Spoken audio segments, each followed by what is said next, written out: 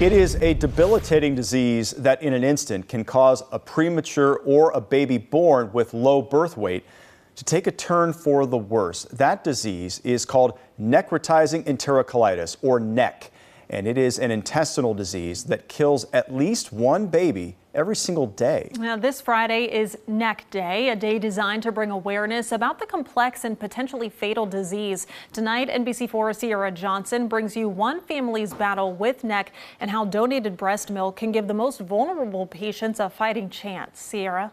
In April of 2024, the Tokarski family was in the fight for their lives. Just look at that picture. Baby Roland Tokarski was born 6 weeks premature. His health in a matter of hours took a turn. His condition so bad, the family did not know if he would make it. All we wanted was typical.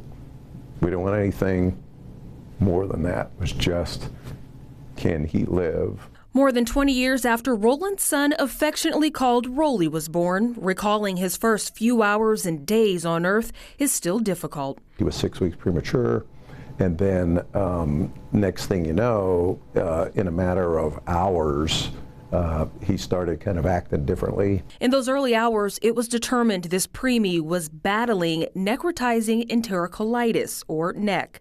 The inflammation in this tiny baby's intestines was causing damage, and that damage was evident almost immediately. He peed straight blood, and I remember looking at the nurse, and she looked at me and kind of gave me that look like, this is not really good. Rolly was admitted for surgery, 80% of his large intestines removed, as was a valve. Weeks later, he was released, and the journey continued. For years, the family underwent multiple doctor appointments each week and more surgeries. And now, at 20 years old, Rolly is thriving. He's strong and healthy, but he and his family are aware of how his story could have ended. They're also aware of one solution to help the most fragile patients have a fighting chance. I get chills when I hear that because I used to work at Children's and I've seen those babies. Chris Smith works with the Mother's Milk Bank through Ohio Health. Her inventory is crucial in fighting NEC. That human milk is the only thing that reduces the risk of necrotizing enterocolitis. While the push for research on NEC continues and the call for breast milk goes on, so does the desire to spread awareness about a disease that can change a family's life in an instant. We're just one story of many, many kids.